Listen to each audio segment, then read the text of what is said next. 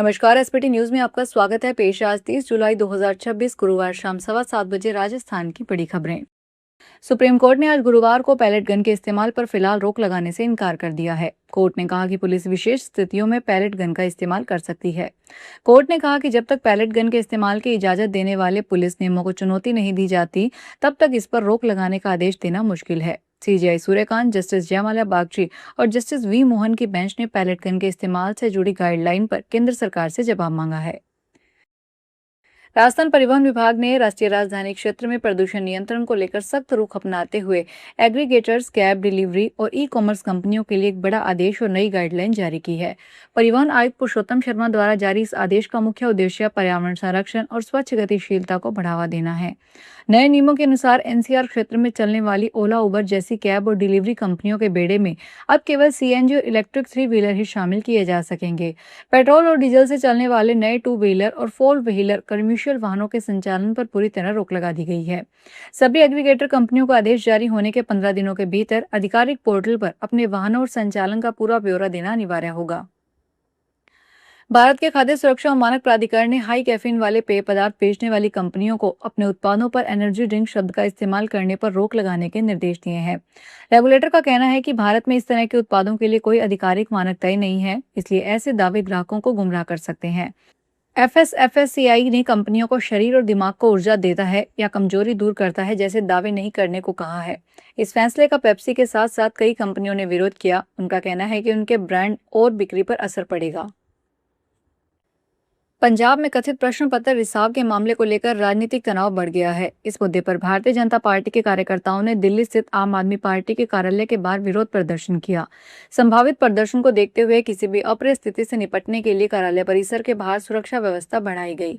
विरोध प्रदर्शन के दौरान पुलिस और भारतीय जनता पार्टी के कार्यकर्ताओं के बीच झड़प भी हुई। भाजपा कार्यकर्ता पंजाब के शिक्षा मंत्री हरजोत सिंह बैंस के इस्तीफे की मांग कर रहे थे। उनका आरोप है कि राज्य सरकार इस मामले को गंभीरता से नहीं ले रही है।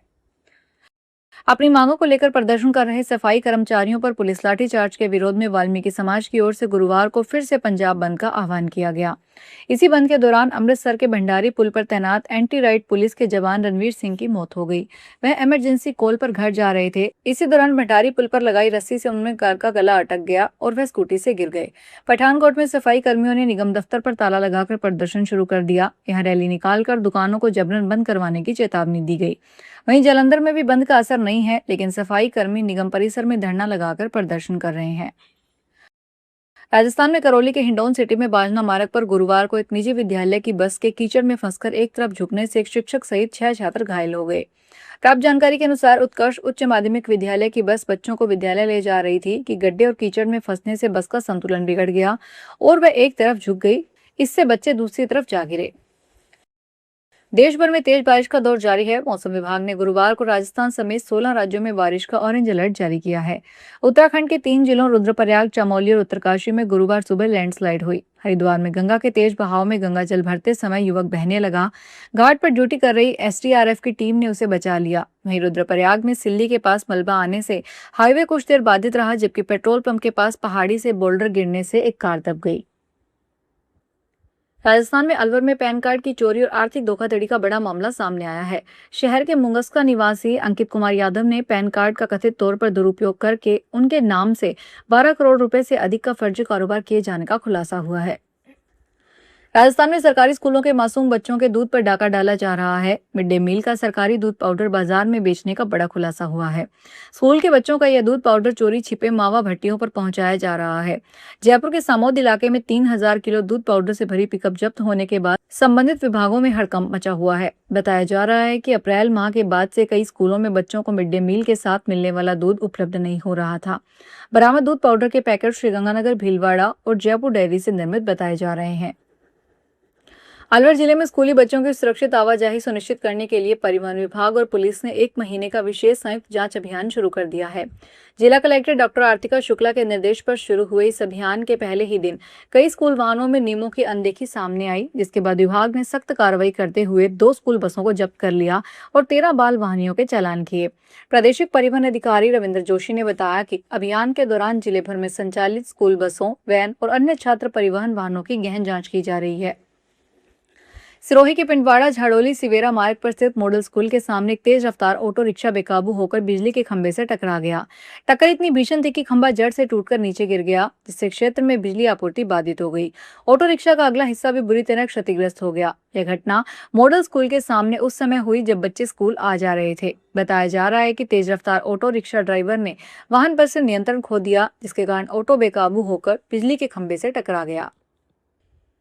राजस्थान में निजी विद्यालयों की लंबित समस्याओं एवं राज्य सरकार द्वारा लागू किए गए अव्यवहारिक नियमों के विरोध में निजी विद्यालय संघ बारा के प्रतिनिधि मंडल ने जिला कलेक्टर को मुख्यमंत्री एवं शिक्षा के नाम ज्ञापन सौंपकर शीघ्र समाधान की मांग की। संघ के अध्यक्ष मुकेश शर्मा ने गुरुवार को बताया कि निजी विद्यालय शिक्षा के क्षेत्र में सरकार के सहयोगी की भूमिका निभाते हैं, लेकिन उनके साथ उपेक्षापूर्ण व्यवहार करते हुए कई अव्यवहारिक नियम लागू किए जा रहे हैं, जिससे विद्यालय संचालकों को अनावश्यक परेशानियों का सामना करना पड़ रहा है। पर्यटन नगरी खजुराहो ने एक बार फिर देश भर में अपनी पहचान मजबूत की है। भारतीय विमानपत्तन प्राधिकरण के वर्ष 2026 के राष्ट्रीय सेवा एवं ग्राहक संतुष्टि सूचकांक सर्वे में खजुराहो एयरपोर्ट का देश का सबसे सर्वश्रेष्ठ एयरपोर्ट घोषित किया गया है। राजधानी भोपाल का राजा भोज एयरपोर्ट तीसरे स्थान पर रहा। इससे पहले दिसंबर 2025 में भी खजुराहो एयरपोर्ट ने देश में पहला स्थान हासिल किया था। हालांकि इस उपलब्धि के साथ एक बड़ा सवाल भी खड़ा हो गया। वर्तमान में जुलाई और अगस्त के दौरान खजुराहो एयरपोर्ट एक भी नियमित कमर्शियल फ्लाइट का संचालन नहीं हो रहा। ऐसे में स्थानीय लोग सर्वे की प्रासंगिकता पर सवाल उठा रहे हैं। डूंगरपुर मंदिरों में चढ़ाए जाने वाले फूल अब कचरे में नहीं जाएंगे, बल्कि उनसे सुगंधित अगरबत्तियां तैयार की जाएगी। डूंगरपुर नगर परिषद ने शहर में स्वच्छता, पर्यावरण संरक्षण और महिला सशक्तिकरण को बढ़ावा देने के उद्देश्य से शास्त्री कॉलोनी स्थित सामुदायिक भवन में अगरबत्ती निर्माण इकाई का शुभारंभ किया गया है। इस इकाई के माध्यम से प्रतिदिन 50,000 से अधिक अगरबत्तियों का उत्पादन किया जा सकेगा, जिससे स्थानीय महिलाओं को रोजगार के अवसर भी मिलेंगे। डिजिटल पेमेंट करने वालों के लिए बड़ी खबर है। एनपीसीआई ने गूगल पे, फोन पे, पेटीएम समेत सभी यूपीआई ऐप्स और पार्टनर बैंक्स के लिए नया सर्कुलर जारी किया है। यह नया circular digital personal data protection नियमों के तहत जारी किया गया है। इसमें यूजर का पूरा मोबाइल नंबर डिस्प्ले नहीं करने की बात कही गई है। इसके लिए एनपीसीआई ने यूपीआई सर्विस प्रोवाइडर्स और बैंकों को 4 सितंबर तक की डेडलाइन दी है। एनपीसीआई ने यूपीआई इस्तेमाल करने वाले यूजर्स के मोबाइल नंबर और निजी डेटा को सुरक्षित रखने के लिए यह नया आदेश जारी किया है।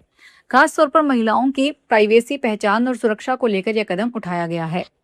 फिलहाल इस बुलेटिन में इतना ही। फिर हाजिर होंगे बड़ी खबरों के साथ।